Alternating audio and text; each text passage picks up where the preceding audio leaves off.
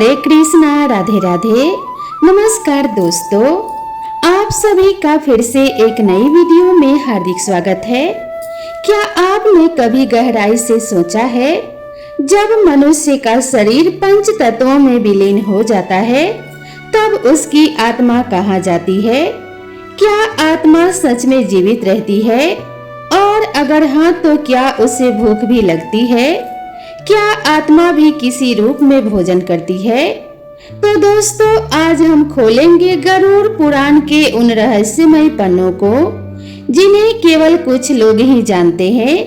वो गूढ़ ज्ञान जो जीवन, मृत्यु और आत्मा के वास्तविक स्वरूप को उजागर करता है। यह कोई सामान्य ग्रंथ नहीं, स्वयं भगवान विष्णु द्वारा गरुड़ जी को उपदेशित शाश्वत सत्य है, जो मृत्यु के बाद की यात्रा को विस्तार से समझाता है। दोस्तों, आप सभी से निवेदन है कि इस वीडियो को शुरू से अंत तक जरूर देखें, क्योंकि अंत तक पहुंचते पहुंचते आपको केवल मृत्यु का ही नहीं, परमात्मा से जुड़ने का मार्ग भी दिखाई देगा, जो जीवन की सबसे महान उपलब्धि होती है। कथा का प्रारंभ कुछ यूं होता है। भगवान विष्णु क्षीर सागर में ध्यान मगन थे। तभी उनके वाहन और परम भक्त गरुड़ जी वहां उपस्थित होते हैं।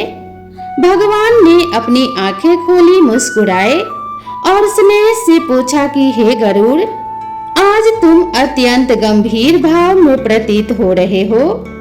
कहो, किस जिज्ञासा के उत्तर की खोज में आए हो? गरुड़ जी ने विनम्रता से कहा कि हे प्रभु, जब कोई मनुष्य इस पृथ्वी से चला जाता है, उसका शरीर तो पंच तत्वों में समाहित हो जाता है, परंतु उसकी आत्मा का क्या होता है? क्या आत्मा को भी भूख प्यास महसूस होती है? क्या मृतक को भी भोजन की आवश्यकता होती है? और यदि हाँ, तो हम जीवित लोग उसे कैसे अर्पित कर सकते हैं? दोस्तों, बस यहीं से आरंभ होता है गरुड़ पुराण का वह महान संवाद, जिसमें भगवान विष्णु आत्मा की भूख, पिंडदान की महिमा और मृत्यु के बाद की अदृश्य यात्रा का वर्णन करते हैं। फिर गरुड़ जी ने भगवान विष्णु को प्रणाम किया और बोले कि हे प्रभु, आप तो अंतर्यामी हैं, सब कुछ जानने वाले हैं। इस संसार में भला आपसे क्या छिप सकता है? पर हे भगवान, कई दिनों से एक प्रश्न को लेकर मेरा मन व्याकुल हो रहा है। कृपया करके आप मेरे इस प्रश्न का उत्तर देकर मुझे संतुष्ट करने की कृपा करें। दोस्तों, फिर भगवान विष्णु ने कहा कि हे गरुड़, तुम्हारे मन में जो भी प्रश्न है उसे तुम निसंकोच होकर पूछो, मैं अवश्य ही उसका निवारण करूंगा।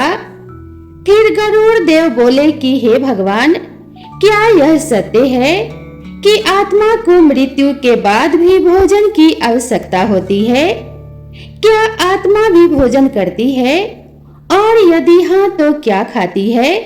और उन्हें भोजन कहाँ से प्राप्त होता है? दोस्तों, फिर भगवान विष्णु मंद मंद मुस्काने लगे और बोले कि हे गरुड़, आपने बहुत ही उचित प्रश्न किया है, जो संपूर्ण संसार के लिए कल्याणकारी है और संपूर्ण संसार के लोगों को ज्ञान प्रदान करने वाला है।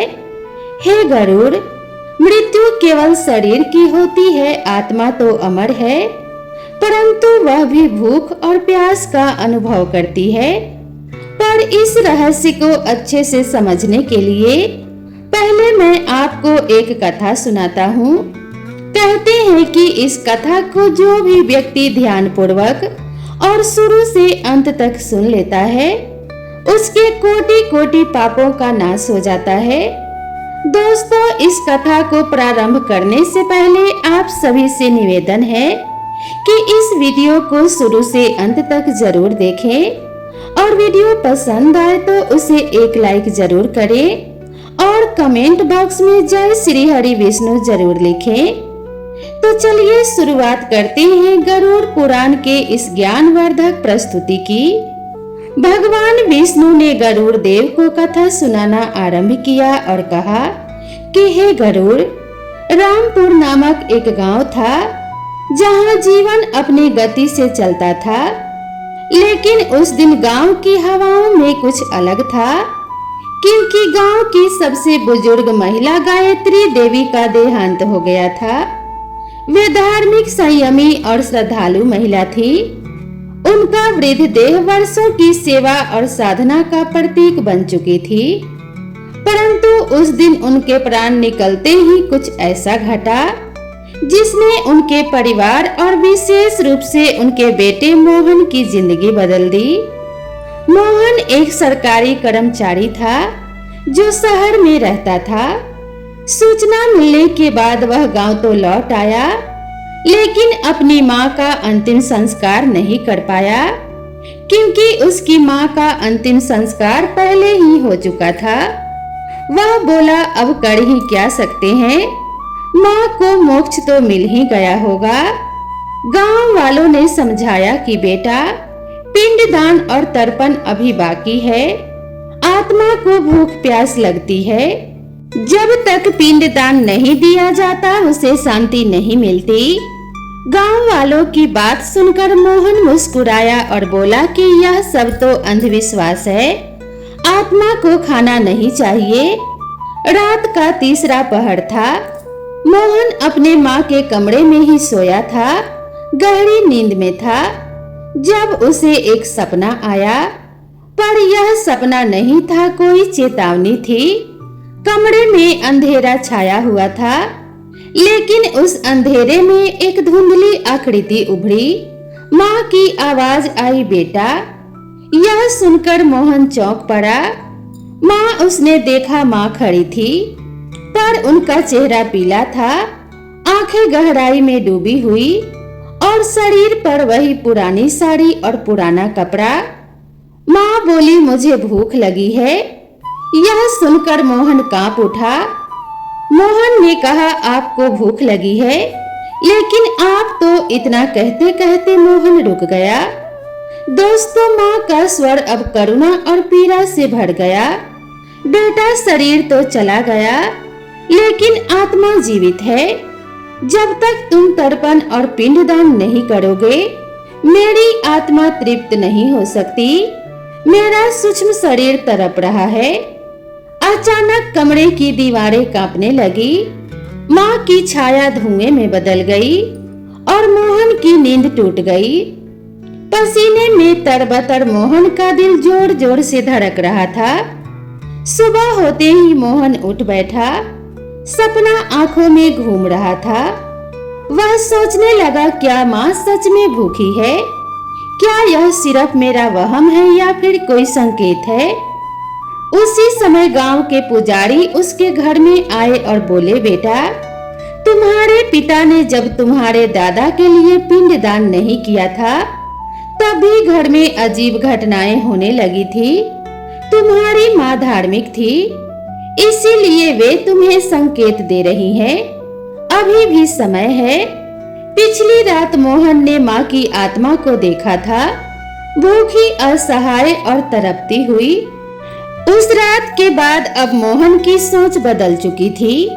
वह जानना चाहता था कि क्या सच में आत्मा को भूख लगती है? क्या यह सब केवल एक सपना था या फिर कोई भयानक सच? या गरुड़ पुराण में सचमुच में इसका कोई प्रमाण है? वह गांव के वृद्ध और विद्वान पंडित त्रिभुवन शर्मा के पास गया। उन्होंने गरुड़ पुराण का संदर्भ खोलते हुए कहा, बेटा, जब कोई जीव इस शरीर को छोड़ता है, तब उसकी आत्मा सूक्ष्म शरीर में प्रवेश कर लेती है। यह सूक्ष्म शरीर ही उस आत्मा का अस्थायी माध्यम बनता है, जिसके जरिए वह अपने कर्मों के अनुसार यमलोक की यात्रा करती है। लेकिन यह यात्रा तुरंत आरंभ नहीं होती। मृत्यु के बाद आत्मा कम से कम 10 दिन तक पृथ्वी पर ही रहती है। वह अपने घर, अपने प्रियजनों के बीच में ही भटकती है, परंतु अब वह किसी को छू नहीं सकती, अपनी बात किसी से कह नहीं सकती, सिर्फ महसूस कर सकती है पीड़ा, अकेलापन और भूख। जिस प्रकार शरीर को भोजन चाहिए होता है, उसी तरह सूक्ष्म शरीर को भी एक प्रकार का पोषण चाहिए होता है। यह पोषण तिल जल और पिंडदान के माध्यम से उसे प्राप्त होता है। आत्मा को शांति तभी मिलती है जब उसके लिए तर्पण और श्राद्ध कर्म विधि पूर्वक किए जाएं। गरुड़ पुराण में लिखा है, यदि आत्मा के लिए तर्पण न किया जाए तो वह क्षुधा से व्याकुल हो जाती है। दोस्तों, मोहन ने फिर उत्सुकता से पूछा, लेकिन आत्मा तो अदृश्य है, वह भोजन को कैसे ग्रहण करती है? मोहन की बात सुनकर पंडित जी मुस्कुराए और बोले, बिल्कुल सही प्रश्न है तुम्हारा। आत्मा स्वयं भोजन नहीं खा सकती क्योंकि उसमें स्थूल शरीर नहीं होता, लेकिन जब परिवार जन श्रद्धा और मंत्रों के साथ तर्पण और पिंडदान करते हैं तो वह सूक्ष्म ऊर्जा के रूप में आत्मा तक पहुंचती है। वह भाव को ग्रहण करती है, पदार्थ को नहीं। यदि तर्पण श्रद्धा और प्रेम से किया जाता है तो आत्मा तृप्त हो जाती है, लेकिन यदि इसे उपेक्षा से किया गया या बिल्कुल न किया गया तो आत्मा भूखी रह जाती है। यह सुनकर मोहन भयभीत हो गया। फिर पंडित जी बोले, जब आत्मा को उसकी भूख का समाधान नहीं मिलता तो वह धीरे धीरे अपने परिवार जनों पे क्रोधित हो जाती है और व्याकुल होने लगती है। कई बार वह घर के सदस्यों को संकेत देती है। संकेत इस प्रकार से होता है, जैसे सपने में आना, किसी की तबीयत खराब होना, घर में अशांति फैलना, यहाँ तक कि पितृदोष उत्पन्न हो जाना। यह सब आत्मा की असंतुष्टि के लक्षण है। पिंडदान मृत आत्मा के लिए वही है जो किसी यात्री के लिए रास्ते का भोजन होता है। जब पिंडदान विधि पूर्वक होता है, तिल कुश जल और मंत्रों के साथ, तब वह आत्मा को ऊर्जा प्रदान करती है, जिससे वह यमलोक की यात्रा पूरी कर पाती है। बिना पिंडदान के आत्मा भटकती है और कई बार प्रेत बन जाती है। 10वें एकादश द्वादश दिन किए गए कर्म आत्मा के लिए भोजन और विश्राम का कार्य करते हैं। फिर 1 वर्ष तक प्रति माह श्राद्ध और पितृपक्ष में तर्पण, यह सब मिलकर आत्मा को मोक्ष की दिशा में भेजते हैं। पंडित जी की बात सुनकर अब मोहन मौन था, लेकिन उसका हृदय संकल्प से भर चुका था। वह पंडित जी से बोला, मैं माँ के लिए विधि पूर्वक पिंडदान अवश्य करूंगा। उन्हें भूख नहीं लगनी चाहिए, यह मेरा पुत्र धर्म है। मोहन अब आत्मा की भूख और उसकी पीड़ा को समझ चुका था। माँ की तड़पती छाया, पंडित त्रिलोचन के शब्द और गरुड़ पुराण की शिक्षाएं, सब कुछ अब उसे एक ही दिशा में ले जा रहे थे। लेकिन अब उसके सामने प्रश्न था, पिंडदान कैसे किया जाए, क्यों किया जाए और इसके पीछे का रहस्य क्या है? पिंडदान क्या है? दोस्तों, पंडित त्रिलोचन ने समझाया, पिंड का अर्थ होता है अन्न का वह गोलाकार जिसमें तिल, जौ, घी, दूध, चावल और जल मिश्रित होते हैं। इसे मंत्रों के साथ मृत आत्मा को अर्पित किया जाता है। यह पिंड आत्मा के सूक्ष्म शरीर के लिए ऊर्जा, भोजन और यात्रा का माध्यम होता है। गरुड़ पुराण में लिखा है, पिंडदान तीर्थ जल और अन्न के माध्यम से पितर सदा तृप्त होते हैं। मृत्यु के बाद के 10 दिन विशेष महत्व रखते हैं। हर दिन विशेष मंत्रों के साथ आत्मा को एक एक पिंड समर्पित किया जाता है। हर दिन का एक अलग उद्देश्य होता है। पहले दिन मृत्यु की पीड़ा से मुक्ति, तीसरे दिन सूक्ष्म शरीर का निर्माण, 7वें दिन यात्रा के मार्ग पर सहारा, 10वें दिन आत्मा की स्थिरता और तृप्ति। पंडित जी बोले, हिंदू शास्त्रों में कर्मकांड केवल प्रतीक नहीं, एक गहरा मनोवैज्ञानिक और ऊर्जा आधारित विज्ञान है। पिंडदान में प्रयुक्त तिल नकारात्मक ऊर्जा को शुद्ध करता है, जल भावनाओं का माध्यम बनता है। जब परिवार जन प्रेम, श्रद्धा और समर्पण से पिंड देते हैं तो उस ऊर्जा को आत्मा ग्रहण करती है, जिससे या तो आत्मा मुक्त होती है या फिर अगले जन्म की ओर अग्रसर हो जाती है। दोस्तों, पिंडदान क्यों अनिवार्य है? तो हम आप सभी को बता दें कि यदि पिंडदान नहीं किया गया तो आत्मा भूखी रह जाती है, वह भटकती रहती है। प्रेत या फिर असमाधान रूप में परिवार पर पितृदोष उत्पन्न हो सकता है। व्यक्ति आध्यात्मिक दृष्टि से आगे नहीं बढ़ पाता। गरुड़ पुराण में चेतावनी दी गई है कि जो पिंडदान नहीं करता वह पापी कहलाता है और उसे कभी सुख संपत्ति की प्राप्ति नहीं होती। दोस्तों, अब मोहन ने जब ये सारी बातें सुनी तो उसने निश्चय किया कि वह अपने माँ के लिए संपूर्ण विधि से पिंडदान अवश्य करेगा। गांव के सभी ब्राह्मणों को बुलाएगा। मोहन ने अगले दिन गांव के सभी ब्राह्मणों को अपने घर बुलाया। घर के आंगन में कुश का आसन बिछाया गया। तिल और जल से बनी पिंड अर्पित की गई। हर मंत्र के साथ मोहन की आंखें नम थी। अंतिम मंत्र के समय हवा की गति थम गई।